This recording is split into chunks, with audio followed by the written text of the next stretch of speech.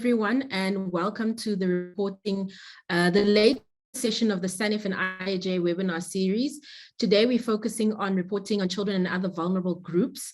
And before I introduce the panelists, I would just like to give an opportunity for Hopewell Khadebe from SANEF to just give us some initial opening remarks. And after that, I will introduce the panelists. Just some housekeeping. Candice Bailey will be facilitating the discussion today. The discussion is being recorded. And if you have any questions as attendees, please just pop them into the chat box. Any of the panelists, if you have an opportunity between the discussion and you want to respond to a specific question, please feel free to do so. But as the discussion unfolds, we will also just bring to your attention some of the questions that are being asked by the participants. Hopewell, I'm handing over to you.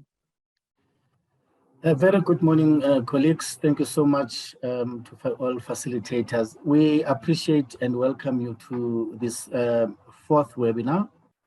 I was told that there was a little bit of change with the plans. This was supposed to be the last one on this topic, but they've moved the reporting on commissions to be the last one. We thank you so much for participating. This one for me, it's my favorite because of the lot of work that we have as SANEF put on finding the right laws or even assessing the laws that deals with vulnerable groups such as children, rape victims, and so on, victims of gender-based violence. So there are a lot of laws that in this country seek to protect those genders. In fact, we even have special clauses on our code of media codes actually that seek to protect children and vulnerable groups. So we hope that this is most relevant to all journalists, and I'm looking forward to all the panel discussions and contributions so that we get to hear how as journalists should behave or seek to uphold when we are dealing with these vulnerable groups. So welcome, and thank you so much for the opportunity that you've taken to be with us. Thank you guys. Thank you so much, Hopewell. I just put my camera off because it seems that my internet is not playing along well today. I hope everyone can hear me. All right, I'm going to just get into an introduction of our panelists before Candice begins. What we'll do is we'll just talk about various issues. The objective of this webinar really is to give those attending a good understanding of some of the issues that one must take into consideration when reporting on children and other vulnerable groups. And it's quite a complex area to deal with, particularly when it comes to children, but also to consider that there are other vulnerable groups that are actually also relevant in our reporting. My co-facilitator is Dr. Candice Bailey. And in terms of our panelists with us today, we have Shahida Omar from the Teddy Bear Clinic. Some of you might have interviewed Shahida over the years because she's been working in child protection for over 25 years now. So she has a wealth of experience in that area. We're also joined by Lisa Fetten from the University of Johannesburg. I know that many of us have seen her on our screens and on different radio programs speaking about gender-based violence, oftentimes around the time of the crime statistics being released. But there's a lot more to consider when it comes to gender-based violence that isn't often taken into account, and Lisa will take us through some of that.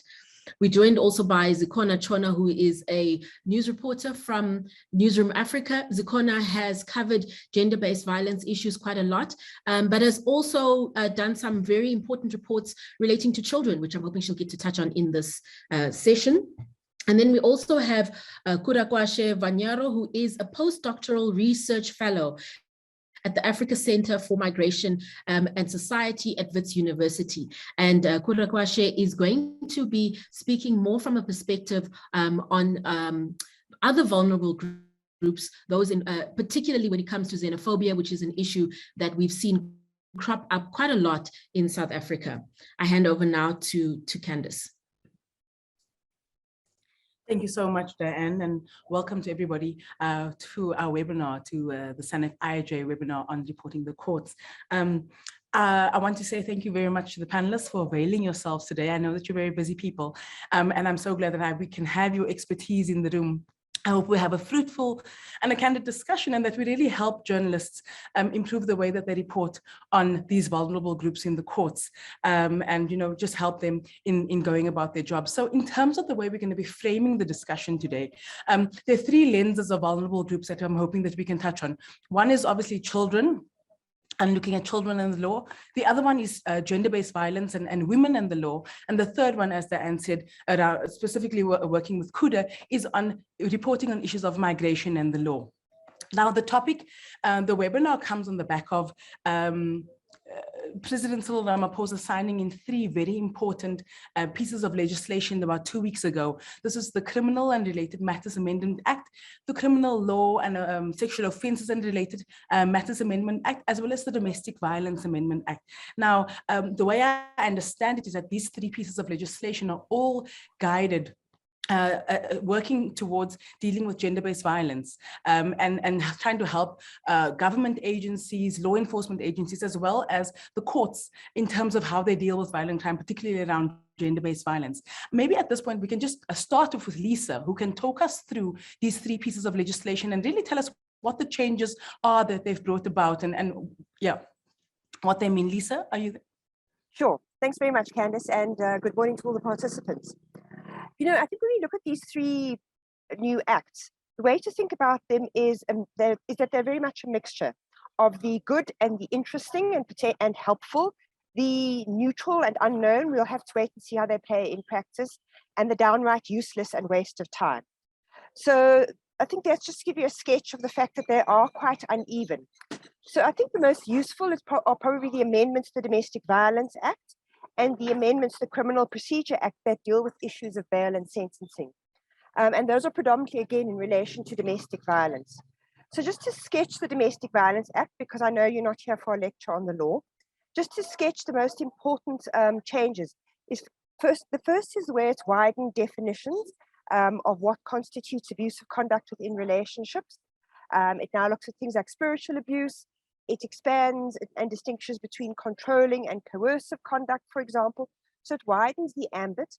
It creates links to the Older Persons Act and elements of the Children's Act around, especially when it comes to children, around exposing a child or leaving a child to witness domestic violence, for example, that too can constitute the basis on which to obtain a protection order, for instance. So it does that. It also allows for online applications for protection orders, which means that you don't have to go and go to a court, stand in a queue the whole day, be turned back and told to come back again the following day. And perhaps the most important and interesting is that it puts in place brand new duties on the Department of Health, for example, to actually pay attention to domestic violence. So a scenario in the past where you had the same woman popping up in casualty every 3 or 4 months, having been beaten, and the doctor merely not even asking who hit her, but just quickly stitching up if that was necessary, giving Panado for pain and sending her home only to see her again. That will hopefully be brought to an end, because now there will be an obligation on them to inform anyone who's experienced domestic violence as to where they can get help. And there are also obligations on the Department of Social Development and other departments. So that's good. And the amendments to the Criminal Procedure Act that could work very well with these new amendments are those, for instance, which take away the police's right to give bail. This has been a problem in domestic violence. You go and you lay a charge, they arrest him, 3 hours later, he's out. He's paid police bail. That's no longer permissible. He now has to go to court, and the courts will grant bail. So that, I think, is useful, and you can see the basis of building a possible helpful, protective, coordinated, integrated system that would comprise social workers, health workers, the courts, and the police. But that will, of course, depend on people getting together and thinking innovatively to make it work. And of course, the courts now also are allowing formally for the use of intermediaries when it's an older person who's testifying in court, for instance, and the use of CCTV. So that's a quick sketch of what's useful. What is just a waste of time are the amendments to the National Register for Sex Offenders. That is useful in relation to children and to people with intellectual disabilities, where we have a clear problem with people who seek employment to be around children in order to be able to abuse them. It is not useful for this new category they have created called vulnerable groups. Our vulnerable groups include older persons in residential facilities or community service centres. They include people with a range of different kinds of disabilities, also in residential care. They include those under 25 who are studying, and they include those who are in shelters for victims of crime and violence. Now I'll explain to you why these are, for the most part, those new categories are useless. Firstly, shelters for victims of crime and violence are domestic violence shelters. Lisa, yeah, maybe I can disturb you and just sure. For the sake of talking to journalists and helping them understand exactly what this means for them in terms of reporting. I mean, I know that for example, the Criminal and Related Amendment Act talks about not creating secondary trauma Sure. for women. So maybe when we're talking about when we're looking at it through the lens of reporting for journalists, what are some of the sensitivities that we need to be careful of when we are thinking of these new acts as journalists specifically? Well, they don't create any new obligations on journalists not to report on or reveal. That's already in the Criminal Procedure Amendment Act. You are not allowed to name a complainant in a sexual offences matter. So that's very simple, but it would appear that not all journalists are aware of it. I mean, just last week I was asked by somebody if they could name a complainant, and the answer is no, you can't. So that remains in place. It remains unchanged. I don't think this legislation anyways changes those sensitivities. What I think it does is issue a bit of a challenge to journalists to unpack and explain what this legislation means. Some of it's pretty technical. I think a lot of what we've seen is people simply putting out what the Department of Justice has released to announce the bills. That doesn't actually tell people how to use the law, what changes, what does it improve? And what it also doesn't do is ask some of the hard and critical questions about, are these laws useful?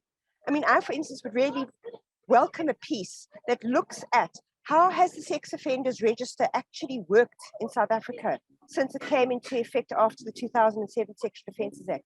What about the National Child Protection Register, which in many ways the National Register for Sex Offenders is a duplication of?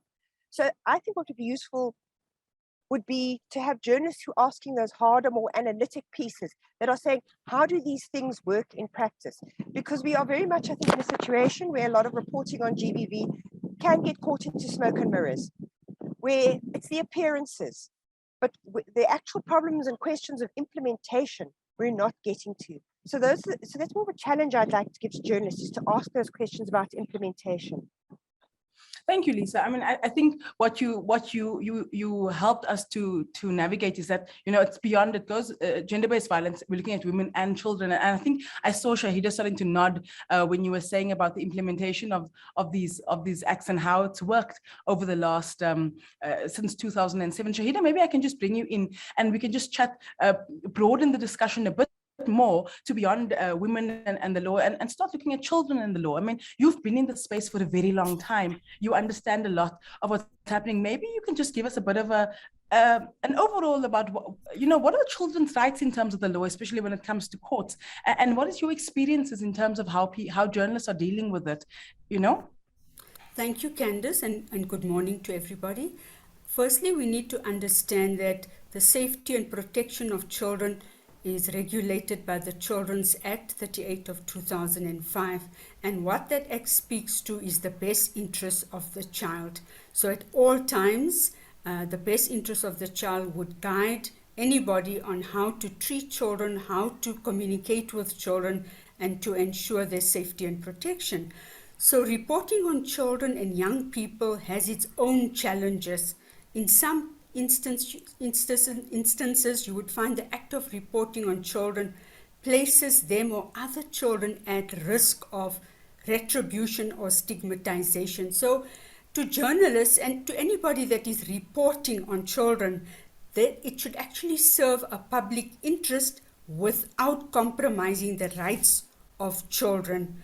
And there are certain principles and guidelines that the dignity and rights of every child should be respected under any circumstance. And when one is interviewing and reporting on children, we have to focus on the child's right to privacy and confidentiality, to allow them to express their opinion. And of course, child rights participation is key, where they are involved in decisions that affect them, and to ensure that they are protected from harm in any form of retribution.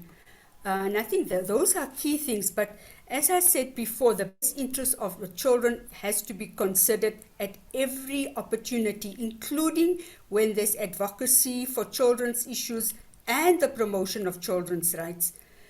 We also need to look at, taking into account the age of the child, but also giving more weight to the child's needs, because often journalists are there for stories and they want to share their stories. They want it to be, of course, you want a lot of readers and interest in the stories, but we have to also look at, is it in the best interest of the child? Is it going to be helpful, or is it going to be harmful? This is where we have found that sometimes journalists have stories published which might put the child or the siblings or the peers at risk, because we work with a lot of children at schools, and often when identities are disclosed or the school is identified, it compromises them, and of course there would be other implications as a result of that. So to journalists out there, the important thing is to do no harm to any child, avoid questions, attitudes or comments that are judgmental, insensitive, to people's cultural beliefs, values, and attitudes. And I think it's important not to ridicule or ask questions or make comments that would result in any form of humiliation or embarrassment, but also at the same time, one needs to be aware that children should not be, the questioning or comments should not trigger the trauma again, that it might evoke strong emotions which could induce secondary trauma or secondary victimization. And we always need children's permission, but also ensure that the child or guardian, whoever is the caretaker of the child, that they must know they're talking to a reporter, not under false pretext or false pretenses that they're not sure who they're talking to. And of course, the purpose of the interview should be explained beforehand, and what is going to happen with that information, where is it going to be shared, and who are the possible or potential readers. So I think this is important, that permission must always be obtained, and they should not be coerced or influenced in any way that might result in a situation where they feel uncomfortable. Also, if I can stop you at that point, maybe I want us to just chat about the 2019 Constitutional Court ruling, and it links to the Zephany Nurse case, because you mentioned something very important, and that's the rights of the child, and you need permission. And I think this case is something that's been highlighted as a landmark case, and a very important case in terms of instilling the right of the child. I mean, for those of you who don't know the Zephany Nurse case, the Zephany Nurse was about 17 when she discovered that she had been kidnapped when she was a baby, and just within months she was going to become an adult, and her identity was going to be revealed. And the Center for Child Law actually went to court to fight the revealing of her identity. Shada, maybe you can just give us very quickly a rundown of the case and what happened and what the Constitutional Court actually decided, and why that's actually important for us. So I think it's important to understand she was 17 years, so she fell under the Child Care Act, and of course, children's identity and particulars, one cannot reveal or disclose that. And the fact that, she requested, she actually made an application, and the Center for Child Law went to the High Court, where she wanted the restriction to lift the ban on the disclosure of her identity. And they were actually successful in that application, where she made her name public to everybody, which changed from the pseudonym was Zephany Nurse, but she was then identified as Michelle Solomon, and the mother that had abducted her was also Claire Solomon, I think. And then she actually wrote a book where she published a book on two mothers, one child, and I think she said something about an astonishing true story. But the important thing to realize is that she took this up. She exercised her rights, and she was, of course, well in her rights to ensure that her full identity was disclosed. But one needs to be cautious, because I would also like to bring attention to the Jules High case in Jeppe, where the children's identity was not disclosed to the public. However, we found that the young girl that was engaging in the alcohol and sexual intimacy, where the video went viral, we found the MEC, the Minister of DSD, all visiting the household, because at that time they assumed that she was the alleged victim, only to find out that it was a whole group influence of experimentation and inappropriate behavior. But just to cut the chase to the tail, this 16-year-old girl, because of her identity, where people actually transgressed and made home visits, she actually suffered from depression, self-mutilation, and committed suicide. And I think that's what the Children's Act is looking at, to protect and ensure the safety of each and every child. So with the Zephany Nurse case, as you say, Candace, I think she exercised her rights, and the response was positive and in favor of what she needed. Thank you so much, Aida. I mean, I want to bring in Zikhona very quickly. And, Zikhona, you've covered lots of cases of children who have been in conflict with the law, children who've been victims of the in South Africa. And obviously, it's very difficult to cover these cases. Maybe from your perspective, what are some of the challenges that you experience? How does social media, for example, I mean, social media is a thing nowadays, stories run on social media as you are reporting on them. How does that actually change and challenge what you do? I think it's very important to focus on the work that you are doing as a journalist. Block social media out. People will always talk. People will always have opinions. At the end of the day, you have a story to tell, and you have people to protect. So in as far as social media is concerned, I don't really bother myself with social media. My goal each and every day is to tell the story that I'm telling in a respectful manner, and in a way, just get it out there, get the facts out there. Social media will always talk. And maybe we can talk about what are some of the sensitivities that you think about when you are covering cases of vulnerable groups? I mean, often there is, it's a sensitive case. You've covered the case in Mpumalanga where the MEC or the MP was accused of abusing his children. There was a case in Limpopo, for example, where the girl had slapped another student who then committed suicide. These are difficult cases, and often you have to think about the rights of the child. How do you go about navigating those?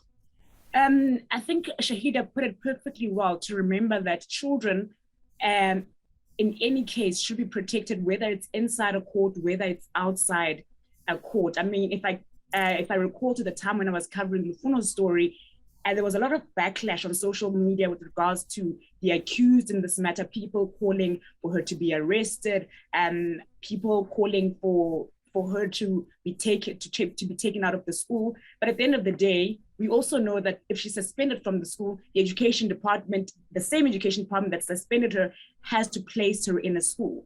So you have to think about all those sensitivities with regards to, there's also a mother here whose child has been implicated in a crime. The child is only 14 years old. So you also have to protect that mother, because if you identify that mother, you identify the child who's the accused in this matter. But also, in the same breath, you have to be sensitive to the family that has lost a child here, 13 years old, put it at school and couldn't cope with the social media, the video of her being slapped going viral. And there's a family that is grieving this loss. So you have to be sensitive. That was very hard, actually. You have to be sensitive to both parties, because no 14-year-old wants to find themselves in conflict with the law, and no parent would have hoped that their child at 14 would be arrested.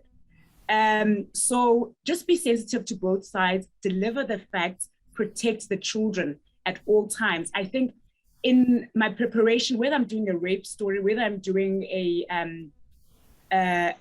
something that involves children, for example, I was in Alexandra after the army had invaded the houses, and I was doing children and how they see all this thing. Obviously, I didn't disclose the children's identities, but to hear their voices, I remember one of them said, "We want to apologize for our parents' actions because now we don't want the army here anymore." Just be sensitive to the fact that there's a reason you're telling the story, and you want it to land in the viewer's hands with the same sensitivity that you would have gone into the story with. So treat people with respect. Children are important. Their voices matter. When you interview them, it's very difficult because children don't talk. They don't give you full answers at first hand. Sometimes as a reporter, you have to ask the same questions several times, but also remember that that voice is important, whether it's one word answer, how was school? It was fun. That voice is important in your story. So just remember why you're telling the story, and the viewer must get that same reaction. So if it's a rape story, remember why you're telling it. You want to show an injustice in society. And when it lands in the viewer's ears, the viewer must also get the sense that this is how you went in and this is why it was important for the story to be told. Thank you, Zikona. I think that's very helpful because, you know, I think often journalists face lots of pressure when they're trying to tell the story because there's competition. You know, you want to tell the best story, you want to be out there, you want to get the best byline. So, you know, sometimes there can be pressure in terms of telling that story and helping journalists to just focus and remember that you're actually telling the story about somebody else. You know, you could have been in the middle of that story, thinking about it from that perspective. Diane, you've raised your hand. Yeah, I just wanted to give you a question that's come up from Amina Frenza in the chat box. She's asking, can we speak to reporting on child trafficking, child pornography by a family member? And she's given an example in Cape Town. I'm not sure if any of the panelists are aware of the Cape Town example, but I know this is something that does come up, particularly when there is a family member involved. And the challenges around, you know, reporting on a child. Maybe I can start with Shahida, and then I can hand over to Lisa, who can chat to these two issues. And Shahida.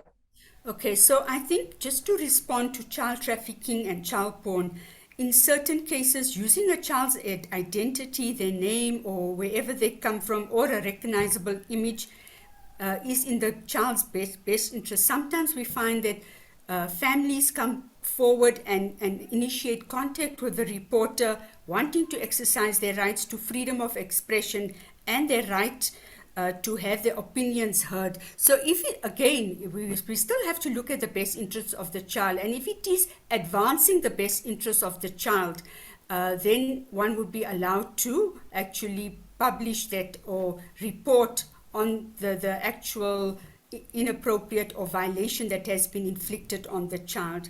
So, I mean, I think we also need to realize that these are victims, and by allowing their identifying particulars to be put out there, the responses, the stigmatization, the shame, the humiliation. So ideally, or in practice, we find that child trafficking, victims of child trafficking's identities should always be protected, because the pimps that are out there, and of course the reprisal, and of course their safety may be compromised. So we have to ensure that they continue to remain safe, and where possible to avoid identifying them.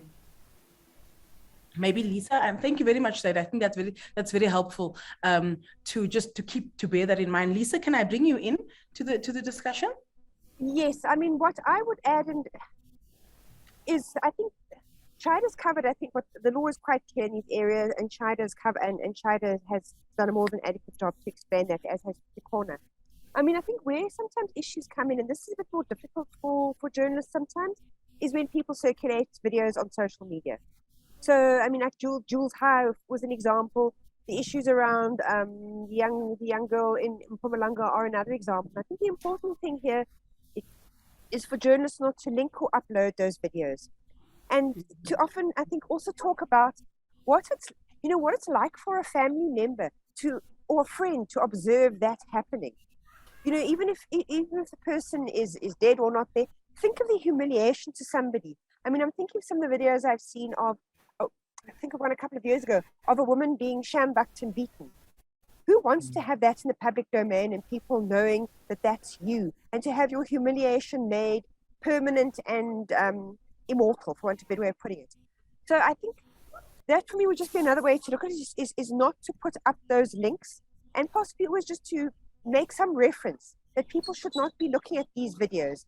It doesn't actually expand your interest or understanding of an issue to watch another person being humiliated. So that might be a way of just reminding people of the sensitivities that, as Zikona put there, this is not an object of curiosity, this video. It's about somebody's life, and it will always be there. They should just be thinking about what they watch and the ethics of it. I mean, I think, Lisa, to your point, social media plays a great challenge here, because, you know, there's a lot of social media material around, you know, that you know, journalists get caught up in it, you know, in terms of trying to report on that. And what are your thoughts on that? I mean, do you say we should just you know, report on it without showing the video? We should just hold off. Is that what you're saying? I think you should think really, really carefully about the ethics of it.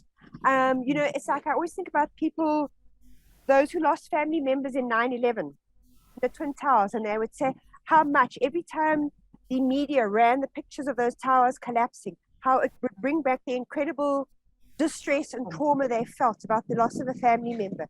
So, I mean, I think really think about that. What is it you don't want to do further harm? So, you know, those are the kinds of sensitivities to be thinking about. And you're quite right, there is a lot to be caught up in. But bear in mind Zikona Shauna's point. This is not just, you are writing a story, but it is someone's life. And to think about the repercussions for somebody, and not only the fact that they've lost their privacy, they're no longer in control of their lives. Wherever they go, somebody will recognize them, will point at them, will say, it's this, it's that. People can find you on Google. So just think about that and put yourself in that person's shoes and ask if that's how you would like, if that's the first thing you would want other people to know about you.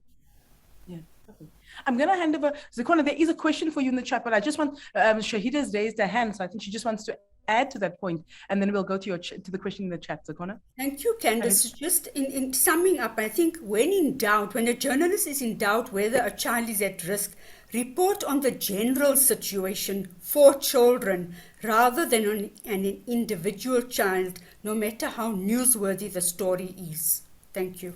That's it's so helpful. I mean, one of my first lessons as a journalist was, when in doubt, leave it out. Man, I think that's exactly what you're saying. Zikona, thank you, Shahida. Zikona, there's a question in the chat for you. Do you have any tips or advice on how to include the narrative of a child without revealing their identity? So I know you've done lots of stories where, you know, you've had to hold back on the identity of the child, but still tell that story. So how do you go about doing that? It's Marianne Adams's question.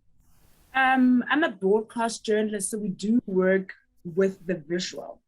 You can either, in broadcast, you can film the hands, you can film the feet, as long as you have the voice, or even get an object, like a teddy bear or something, as long as you have the voice of the child telling their experience or whatever. But just try and be as creative as you can about it without showing the child.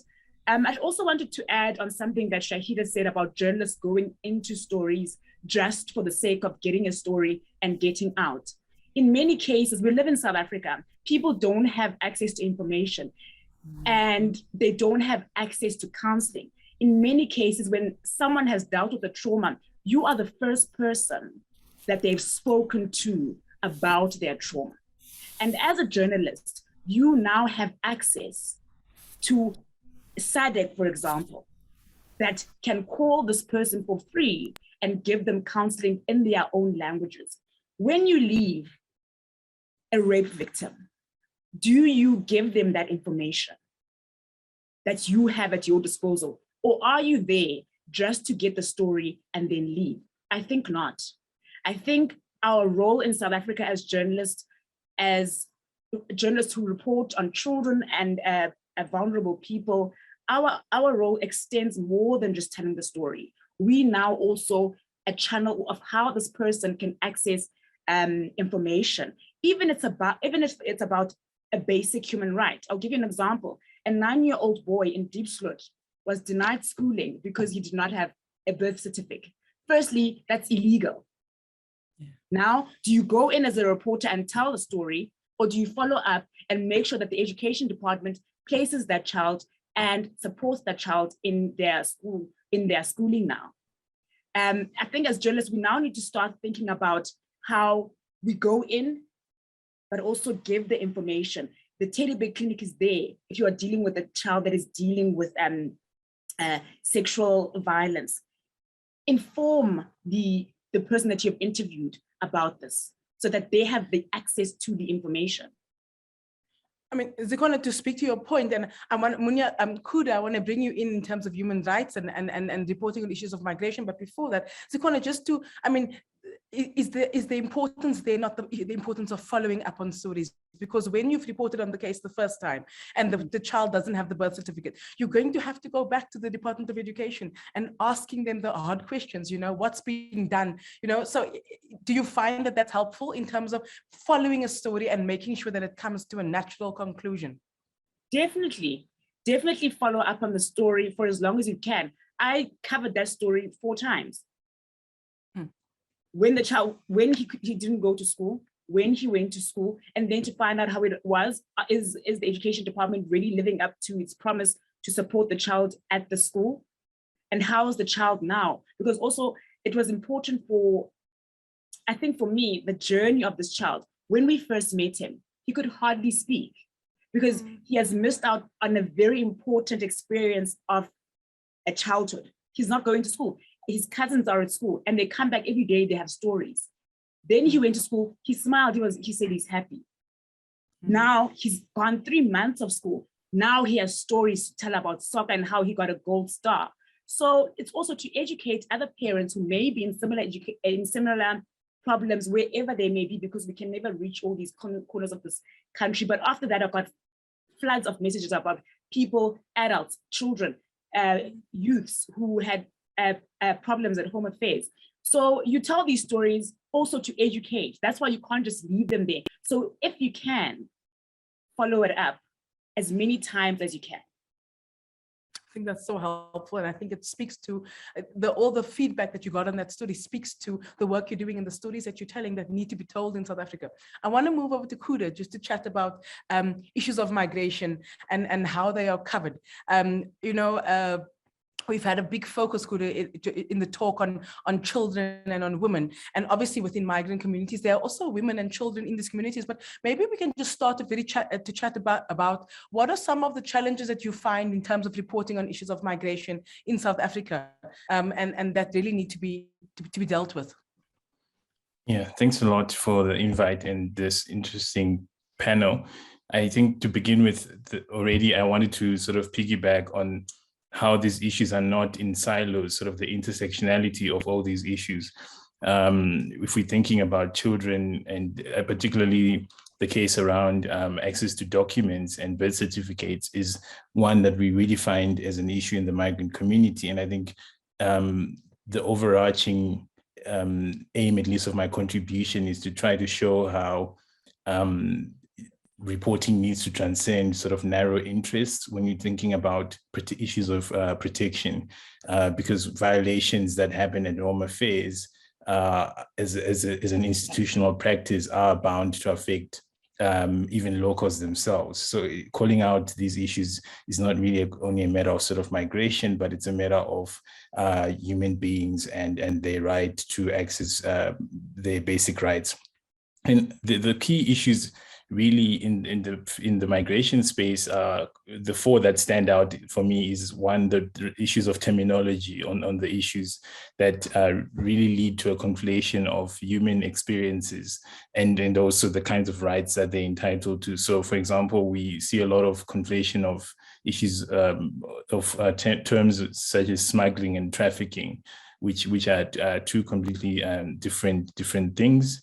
And also the migrants and refugees sometimes being used interchangeably, and that has implications on the way society responds, because these risk taking away the rights or protections of specific groups in the case of the migrant refugee sort of dichotomy, and also in the case of the smuggling trafficking, there's an impetus to, or it tends to present people as victims, wherein sometimes people move with their own volition and actually moving against the constraints that they're faced with. So particularly people moving from, let's say, Zimbabwe at the border, sometimes there's a lumping up of, oh, these people are being trafficked, especially if they're women and children. In my field research at the border, I would even bump into unaccompanied minors who would move circumstantially because things were not really so great at home, to come and look for work in that particular space.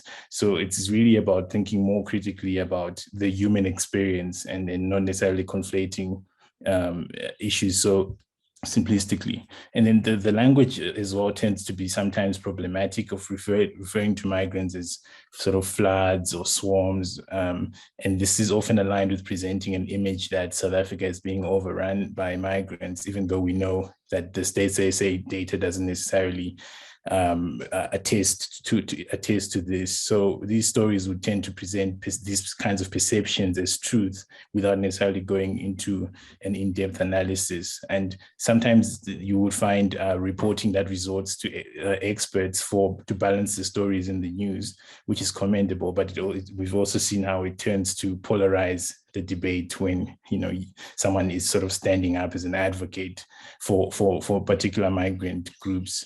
Associations of migrants with crime is also an issue that really comes out. I think we saw that as well blowing over with the Shepherd Bushiri case, where it really opened up a generalization of, you know, it became less a criminal issue than a migration issue. So, and really a way to, an opportunity for people to frame migration as a threat to national security.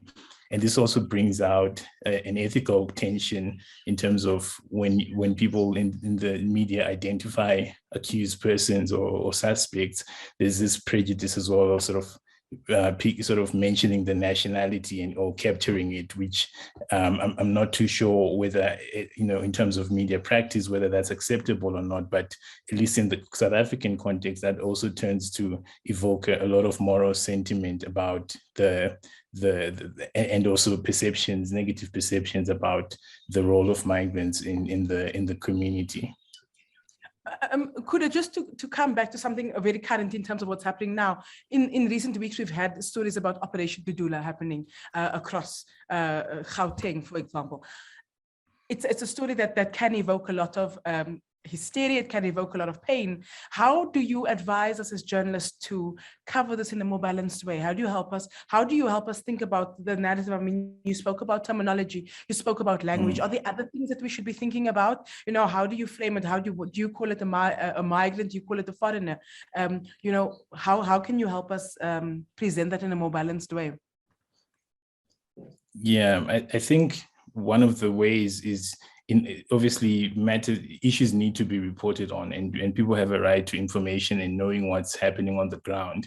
From my experience, I think it's more on the end of balancing out the stories or presenting some of the facts around issues. Sometimes information is readily presented as, for example, if xenophobia is happening because of a perception that migrants are stealing jobs from locals.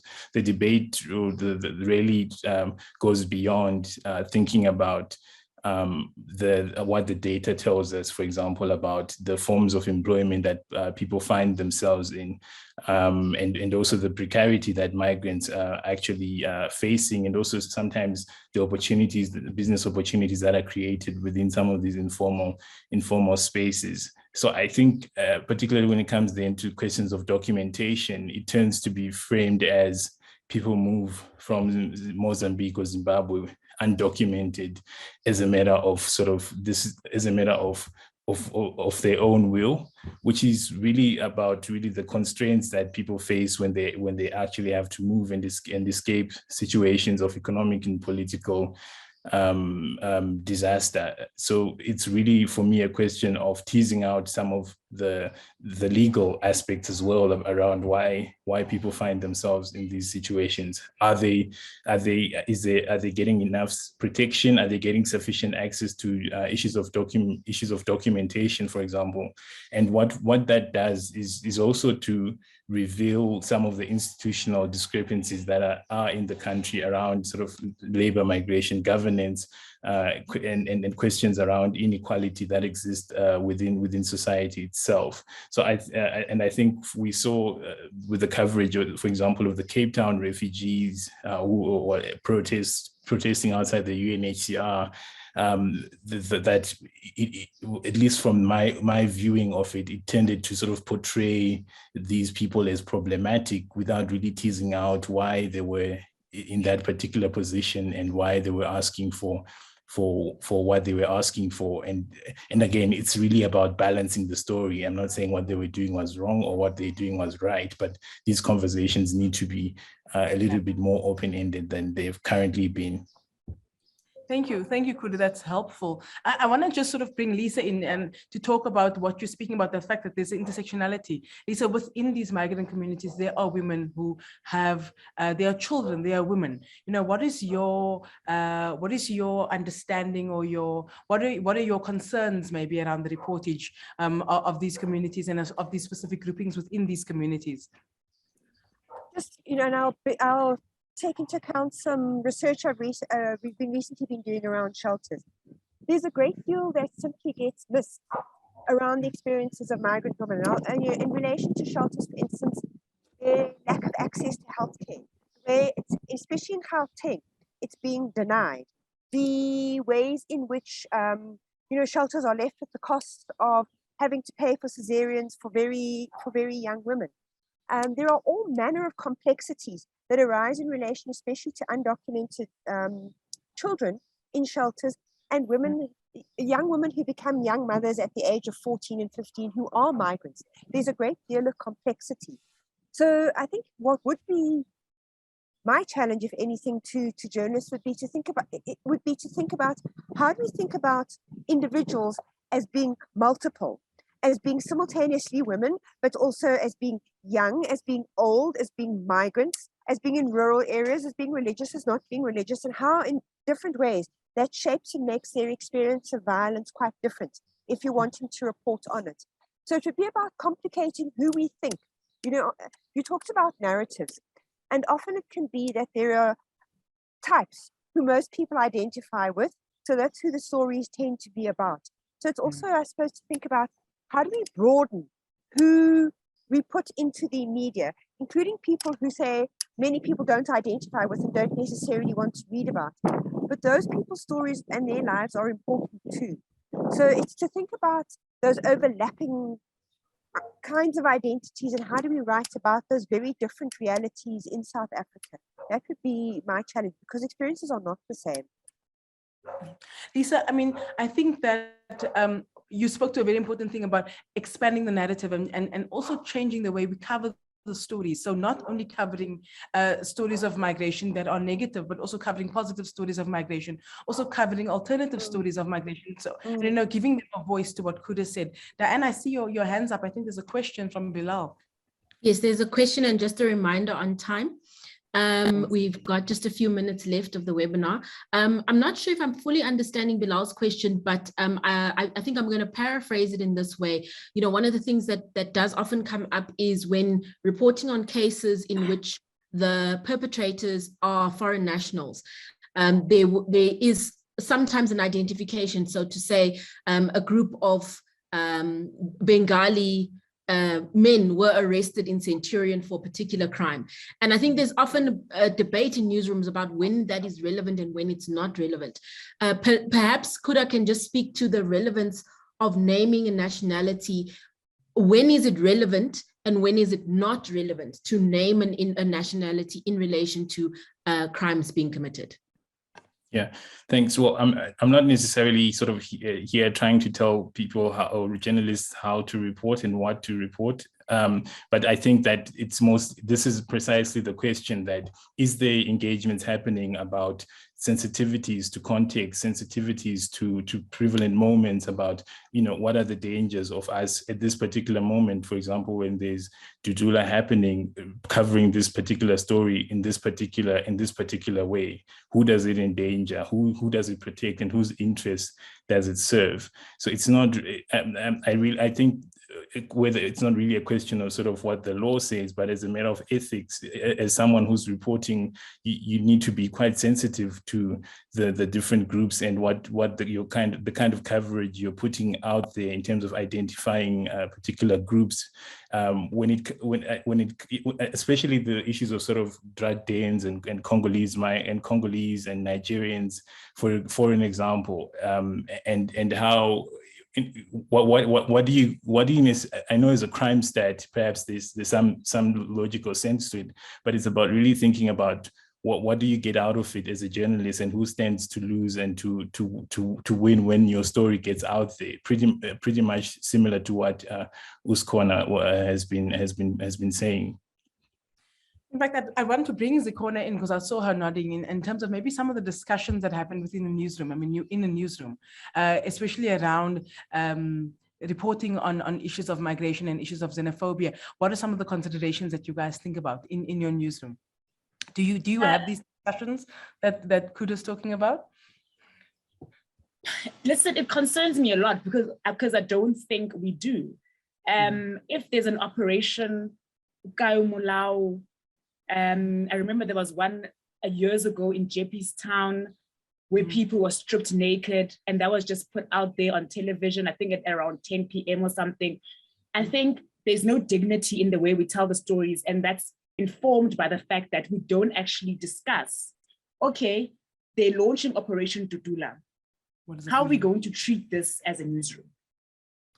Given the fact that it's going to go out there and humiliate people. It's not going to be bringing them together to sing a song. It's going to be ripping. It's the same with the Red Ants. What's our plan? Sure. You're absolutely right. We do need to have these conversations in our newsrooms. I want to wrap up with, it's 10:56, so we do need to wrap up. I want to just ask all of the panelists, thank you very much for your time, but just as on a parting shot, maybe one or two tips for journalists. I think we've had a very practical session where you guys have given us lots of tips and guides in terms of what to think about, how to think about changing the narrative. Maybe we can start with you, Zikona, because you were just talking. You can just say, what are your parting shots and your two tips for journalists? Just remember that everyone is important. Their lives matter, their stories matter. And my parting shot to news editors as well. I think these kinds of stories are always at the bottom. And in a way, the people that we speak to when we cover these stories are already disrespected in discussions around the story, where it's like, oh no, but you can postpone the story to next week. You can postpone the story. And it's also because this person is unemployed, they're sitting at home, and therefore they're just sitting around waiting for you. So the way we also treat people in newsroom discussions when planning the daily diary, it should be as respectful as we want to treat that people in our story. Thank you so much, Zikona. I love that. People are important. They are important. And we're telling stories for people. And we need to remember that as journalists. Dr. Shahida, your parting shots? Yes. The most important thing is for journalists to provide an accurate context for the child's story or image.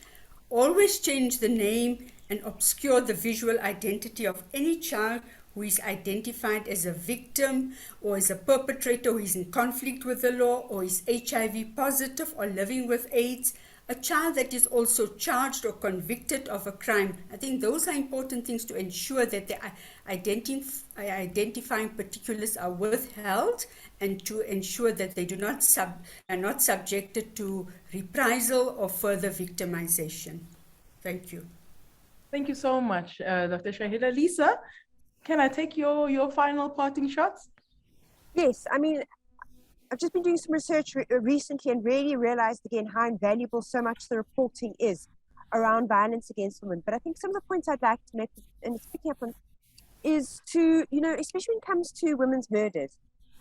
A woman's body was found on the side of the road in Davyton. That's all you ever hear about her. What happened to her? So I think it's to look at it's to pick up again on especially those who are poorer. They never even get the dignity of a name in a lot of reporting, perhaps. And that kind of tells you a little bit about how much they matter. So I think it's to follow through stories, to diversify these kinds of stories, and to give them a context. Because very often individual stories are actually showing you signs of a systemic problem. And so it's important to locate and embed your story within that systemic problem so that you can alert people to what needs to be done to change the broader system so that you don't have these kinds of stories anymore. Thank you so much, Lisa. Very helpful to embed the story. Last but not least, Kuda. Thanks, Candice. I think it's most similar to what Lisa has also mentioned, only that in relation to the issues of migration. I think the reporting also needs to be proactive rather than reactive, and there needs to be a concerted effort to tell the stories of the experiences of migrants as well, and to bring out those experiences, to tease out what are the structural constraints, why are people finding themselves in these particular situations, rather than to simply present information as and when there's a crisis, which then only serves to sometimes inflame the issue. As I think one of the research that has been done found that even coverage about xenophobic violence would actually sometimes encourage people to keep on going because they thought what they were doing was effective. Perfect. That's so true. Thank you very much, Kuda. Thank you very much to all my panelists. We're going to just pass on some resources to some of the journalists there. And you have that presentation. I do, but Tashan, if you can quickly just allow me sharing rights. So thank you. I mean, I think you've all given us very helpful insights in terms of how to think about changing the way we report and to improve the way that we report on the stories. I mean, we also, because we wanted to make this session very practical for journalists and help them, we want to give you guys some resources that just help you see, that help you in your reporting going forward. The 5 resources that we picked up, Media Monitoring Africa has done a resource kit for journalists on children and the media. Children and the courts are in that, are covered in that resource kit, and it's a very helpful guide just to have on your desk, to have on your desktop when you are thinking that you don't know, you don't have an expert at hand that can guide you and give you some guidance. You can reference that journalist resource kit. UNICEF has also published some guidelines on journalists and reporting on children and reporting on the courts. It's very helpful just to see how you should be framing when you are talking about children, how you should be framing yourself. There's also a wonderful story that's been done by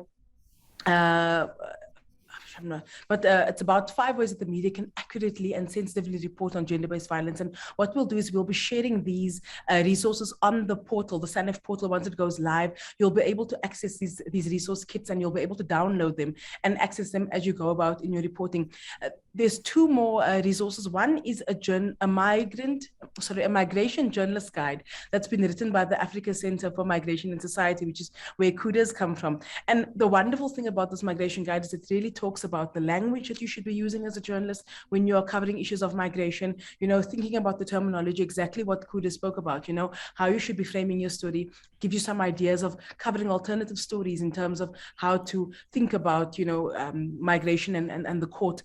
And there's also a XenoWatch dashboard where you can actually track some of the migration and the xenophobic cases that have taken place across South Africa, and they've in fact got a resource that taps it in from 1994 all the way to this year. So it gives you a nice understanding of putting xenophobic cases into perspective, which we also thought might be very helpful for you going forward. To the panelists again, I want to say thank you very much. Diane, do you want me to hand over to you for the next installment in the Reporting the Courts webinar series, or should I go ahead? I don't know if maybe you're No, that's fine. I can wrap up. Thank you very much for everyone for joining.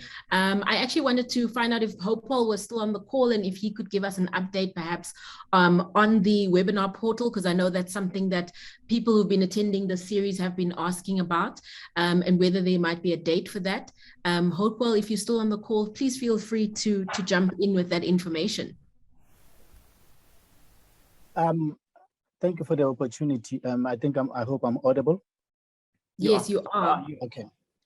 Yeah, I have checked with our guys. We had thought we will have it by now up on the, but we ended up with a little bit of a setback with regard to some editing that needed to be done on the manual. So we have done that one, and so we'll be doing a testing on what is Friday, tomorrow. Okay, we'll be doing a pilot testing tomorrow. So we are hoping that by next week it will be up, but I don't quite have a date set. The reason is that depending on the reaction of those that we have requested to critique it and look at it and scrutinize it, they will be asking questions and demanding maybe adjustments here and there, and that might lead to some, maybe a day, 2 or 3 that needs to go back to the drawing board and adjust that. So, but I'm hoping that by next week we will have it. I was hoping that at least by your last webinar, at least we will have it, but I'm still gunning on that. But please do not crucify me if I don't have it as yet. No, we will definitely won't crucify you. Thank you for that update. It's just something that I've been asked on different, journalist groups where we've been posting this. But for those who've missed the previous sessions, there were 5 webinars in total, and the next week one will be the final one. All of those webinars will be put onto the SANEF court reporting webinar, including the resources. Portal, yes. The portal, including some of the resources that we've mentioned here and videos that we created for the other previous webinars. So thank you very much for those who've been attending, and hope to see you next week on the 24th of February for the final session looking at covering commissions. Thank you so